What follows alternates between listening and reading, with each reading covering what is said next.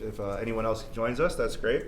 Thank you for everybody that's here today. Thank you for everybody that's streaming online. This is the official introduction of the Prove It First bill.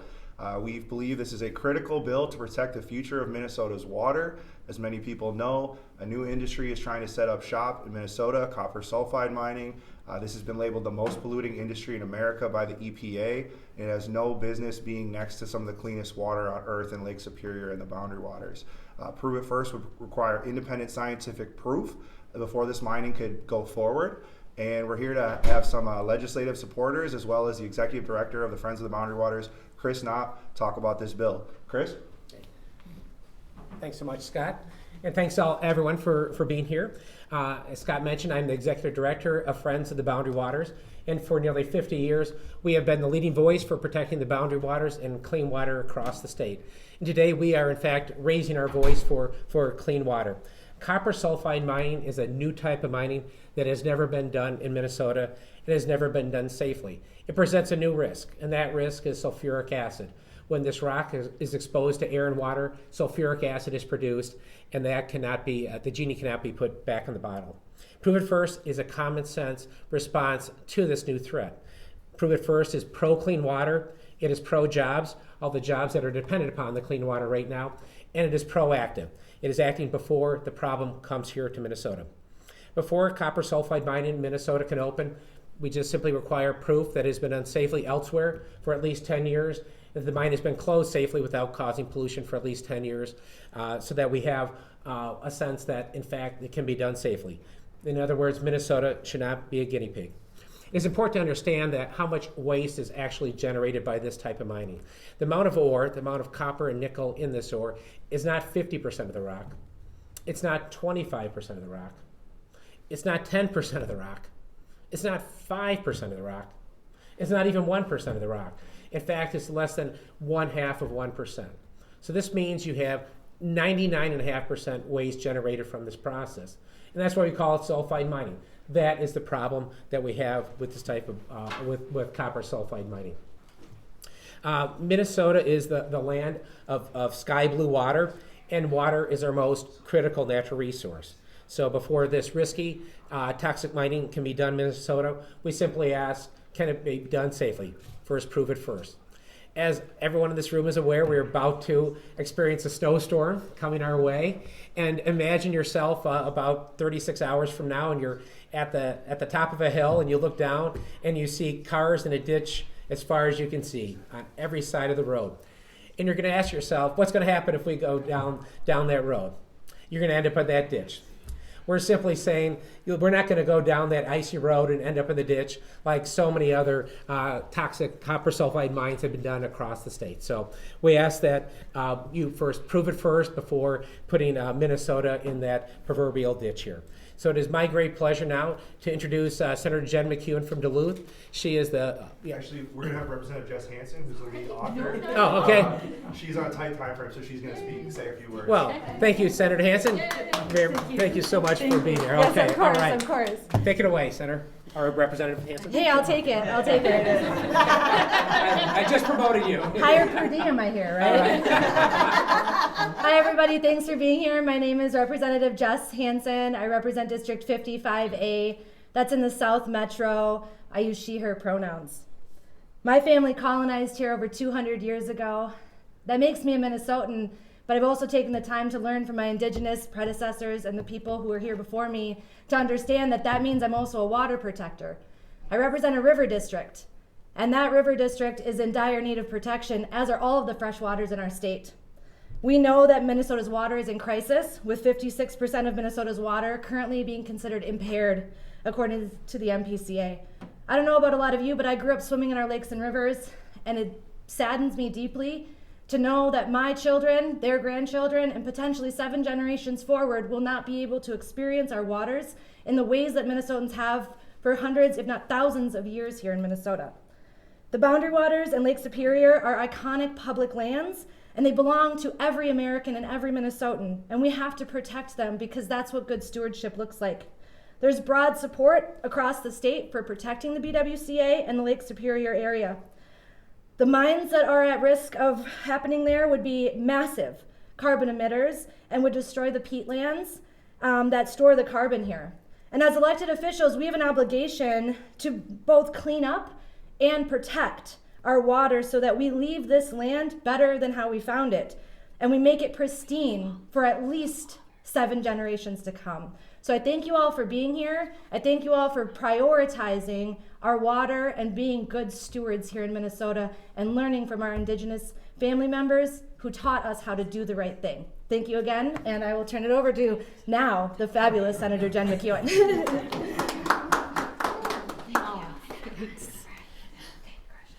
Thanks so much. That is an amazing statement from Representative Hanson. Thank you so much. It is a real honor to be the Senate author of the Prove It First legislation. I authored this legislation the last session as well. And so we're very proud and excited to be reintroducing it now this session and to be moving forward again with this message and with this work that we're together in. I arrived at the Minnesota State Senate in large part because of the work that my community of Duluth was doing around this threat of copper-sulfide mining. Duluth has its whole identity wrapped up in the place where our city lies. Duluth is a beautiful city on a hill rising up from Lake Superior at the mouth of the St. Louis River. And we have a threat of copper sulfide mining in the form of the Polymet Glencore proposed mine that they would like to set up upstream from our city. This is a tremendous threat to our economy, to our public health, to our environment, to our way of life, and really to our identity as Duluthians and as people of northeastern Minnesota. So I arrived here with a directive from my constituents in Duluth to protect the water, to stand in solidarity with the water, to make those connections for people to be able to see that we're not talking about some sort of pie in the sky 1970s era environmentalism. We're talking about our lives. We're talking about the water that is in our bodies, the water that our children drink, the water that we bathe in, the water that our economies depend on. This truly is everything. Water is life. We are the water. The water is in us. This is just key. It is key to everything that we hold dear to protect the water.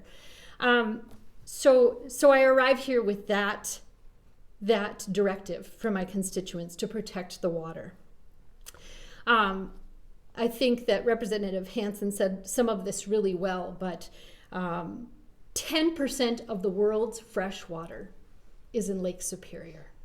10% of the world's fresh water is in Lake Superior.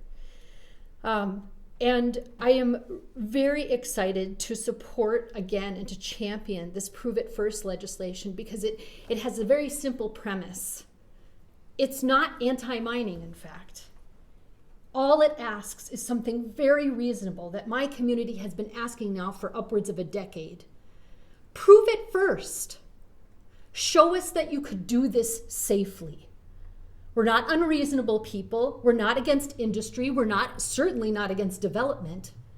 But we just ask that you prove it first. You want to bring a new type of mining, a type of mining that has never been done in Minnesota, into our water-rich environment, an environment with a rare triple divide.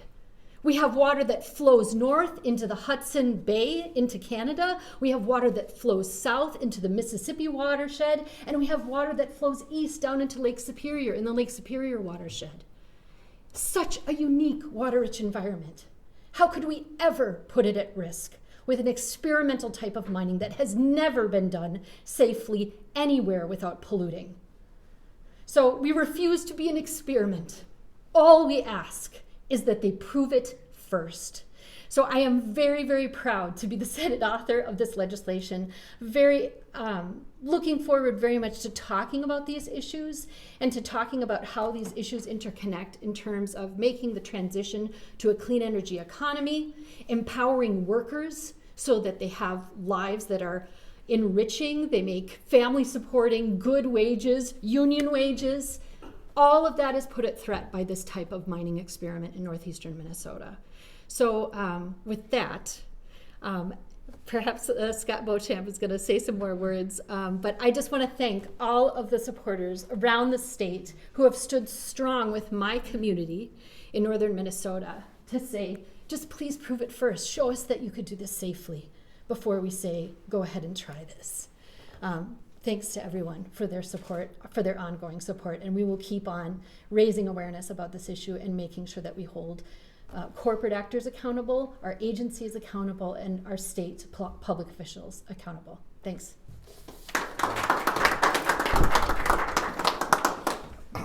All right, I just want to draw everyone's attention. We do have some media materials on the side here for anyone who wants to pick them up. Some more information on Prove It First, the Prove It First coalition of legislative supporters and business supporters. I also do want to mention that today we are also introducing 3 additional bills that we believe will protect Minnesota's clean water. First is called the Taxpayer Protection Act. This is a bill that requires these mining companies to put up their financial assurance package up front and in cash. Right now, they are not required to do so, and we are at risk for Polymed in this example, simply declaring bankruptcy and leaving all of us on the hook for their cleanup costs. So that's what that bill is about. We also have a bill that would shift the responsibility to promote mining away from DNR to DEED. We feel like DEED is a more appropriate agency. We do not feel like DNR should have a responsibility to promote mining. They should simply have a responsibility to protect our natural resources, and that's all they should be thinking about when they're thinking about promoting these projects.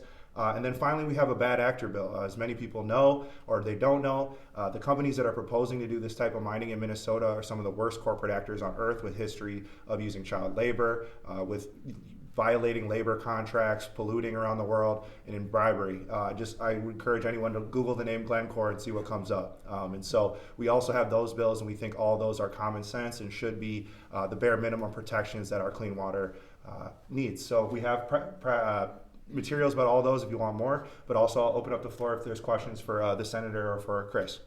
Senator McEwen? Yeah. Can you give us a window into the politics over in the Senate? You know, it's been a Republican-led Senate, and obviously even in the DFL-led House, this legislation hasn't really moved forward. But just give us a little snapshot. Like, do you feel like that you'll get hearings on these types of bills, or much less will they move forward? But is there even a starting point for you right now with the slim majority and with the coalition you've got? Yeah, thanks for that question. There is a starting point, absolutely. And I think one of the ways that we've seen this evidenced is in the momentum that we have gathered and that it increases every year that we work on this issue. I will say that the promoters of these industrial projects were very successful at the outset, both of what we call sort of corporate capture, right? Really locking down the support initially before a lot of the information got out to the public about what these projects entail and the danger of these projects. So they were very successful within the Democratic Farmer Labor Party and leadership in locking down commitments of support. And so we've been trying to educate and to move through some of that for some time now. But just recently, in the DFL party, I think the last vote that was taken was at 58% to adopt the Prove It First model. Is this something the Democratic Farmer Labor Party, the DFL, supports as a party? And it reached 58%, so just 2% away from adopting it, because it was a 60% threshold. But it really does speak to that this is what DFL party supporters support. And even amongst, I will venture to say, in some of the labor union support that we have seen has been fraught, certainly where I am from in northeastern Minnesota, and then at the state party level, because trade unionism and labor organizing is such an important integral part of the DFL party and our values, that a certain part of labor deciding they're all in on this project really colors a lot of the the positions that people are able to take or not take, discussions they're able to have or not have about this. But I will tell you, up in my district, the number of people, tradespeople, current and former union members of the trades who approach me and say, thank you for your work on this copper sulfide mining thing. This is dangerous. I don't know what they're thinking. This is nuts. So I feel very confident that the rank and file who I talk to from my district and throughout the state in our labor unions, not just in the trades, but also throughout the labor union movement, support asking these questions, support taking a critical look at this type of mining. They don't want their children to be drinking polluted water. They recognize the danger that this poses to our entire economy and to our way of life in northeastern Minnesota as well. So within the politics of our caucus in the Senate, yes, there is a path. Right now, it's probably going to be more of around the Prove It First legislation at least, a push toward more and more education right now, but we are moving ahead and we're going to keep pushing for passage of Prove It First into law. And so, but there's no hearing you expect this year probably? Well, we'll work on that. Stay tuned. Yeah. So President Biden did a teleconference last year where he promoted the fact that Tesla was going to be sourcing nickel from the Tamarack mine. Tamarack on your radar, or are you more focused on polymet and twin metals? Do you guys want to talk to that? I can comment too, but I'll let you. So yeah, just I can only speak for Friends of the Boundary Waters. Our organization is focused on the Superior National Forest region. However, that being said, we do know that the Tamarack area is very sensitive. There's a lot of Native communities around there that are at threat. And so we support our friends at the Tamarack Water Alliance in being opposition to that mine. I think that the Biden administration may have been gotten a little ahead of itself on that one because we haven't seen any environmental review, we haven't seen a mine plan, and we simply think that it's very irresponsible for anyone, not just scientists, to really approve a plan or say that they support a plan if they haven't even seen it yet, especially when there's this type of history of pollution with this industry, right? And I think also if you look at what's going on with metals recycling as well as trying to bring new technologies in, if we look 10 years down the line, we're not going to have the same type of demand for these types of mines that we have right now. And so putting our water at risk for short-term gain, what's going to be the most crucial resource in the future? It's not going to be any heavy metal, it's going to be clean water. And we already see that with people trying to take the water. And so we're very, very hesitant about any one of these mining proposals that's proposed near clean water. And we support our friends at the Tamarack Water Alliance that are opposing that mine, especially groups like Honor the Earth and other groups like that. Does the finalization of the New Range joint venture between Polymet and Tech, does that fundamentally change anything here? I think that's just another reason why we need Prove It First. That is essentially proposing to create a mega polluter mine that would be both in the watershed of the Boundary Waters and Lake Superior. This would more than double the size of the Polymet mining proposal. Again, that's another one where we haven't seen a mine plan from Tech. So the idea that people would be supporting it is again premature, and certainly dangerous. And so we actually believe this is exactly why we need Prove It First. It doesn't choose any one watershed. It protects all of Minnesota's clean water, of which we know we have many iconic waterways. And so Tech is, the joint venture is a major, major threat to both the Boundary Waters and Lake Superior. And in our opinion, just another reason why we need Prove It First. You remind me, Polymet is supposed to be an open pit situation, right? As opposed to twin metals was drilling way down or underground.